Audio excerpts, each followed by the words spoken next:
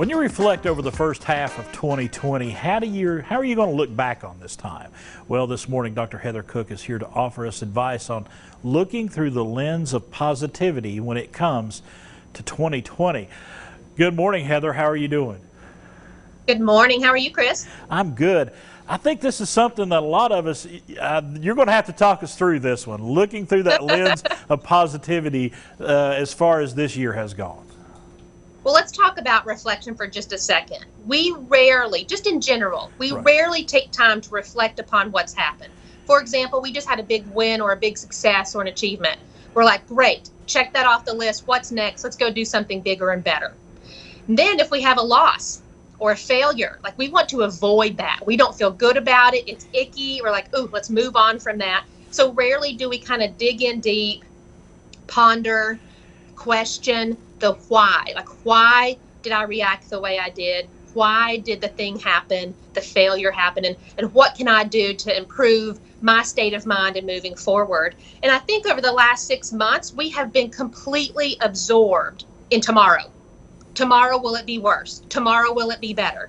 What does it mean for schools? What does it mean for athletics? Will this event be canceled? And we're just completely consumed by what is next. And we're not reflecting about the time we've already had. So have we missed things? Absolutely. Have our emotional psyches been wrecked? Probably. And so it's really hard to look at that because we want to avoid it and get away from it. But what I'd like to challenge us to do today is, what can we find that we felt good about over the last 6 months? Was it more time with family? Was it finally getting that break? Even if it wasn't the time and space you thought you needed it, but maybe you did have an opportunity to have a break. Did you have the opportunity to reprioritize some things and realize, gosh, I'm stressing or worrying about things that really didn't matter? And maybe we could find some things that we would like to continue doing in the future that actually have been good for us. And you mentioned there at the beginning about that time of reflection. And I think a lot of folks maybe take some time to reflect, but they don't want they have to reflect and they're only looking at the bad things. Sometimes you have to dig a little to find that silver lining, don't you? Oh, absolutely. And what I've been doing over the last couple of months, I started probably late March after a couple of weeks of shock had hit our systems of everything was kind of changing. I've been trying to write down one thing every day that was good.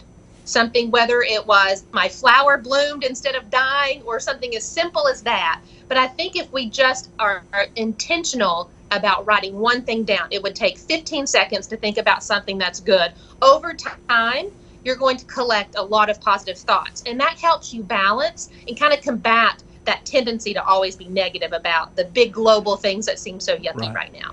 And I think when you find those good things, it'll help you move forward. It'll help you get past the bad things and kind of say, there's hope out there.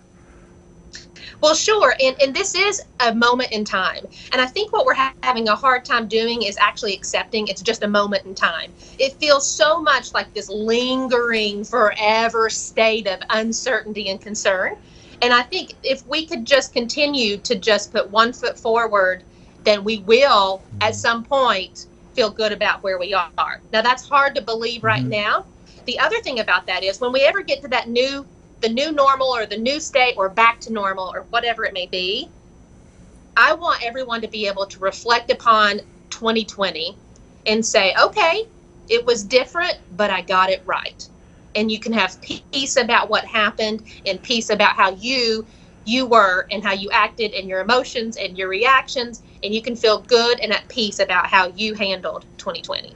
And I don't think any of us, I think this is a touchstone year. I mean, there are certain years that are pretty universal when you look back, I think this is going to be a touchstone year for a lot of folks. It's kind of going to be before the COVID-19 and after the COVID-19. So you just got to figure out how you're going to live your life going forward. I think you saying the word universal is really spot on, because a lot of times when you're going through trials or tribulations, you feel alone in doing that. And this is something that's literally affecting every single person. And while it may be, different circumstances for people, it is still the fact that everyone's dealing with COVID in some capacity. So you're not alone. It is something everyone's dealing with. And sometimes that can provide some solace to people like, oh, it's not just me. And when you talk about reflection and thinking about, reflecting back on what's going on, don't sit there and stew in it, I guess is the best. I do that. I start out reflecting on what I've done. But Chris, you're a worrier. I am a worrier, why. and I'm asking folks not to do that. Reflect a little bit, find that positivity, and move on. Well, here's a good challenge. Yeah. Why do you think the best ideas tend to come while you're in the shower?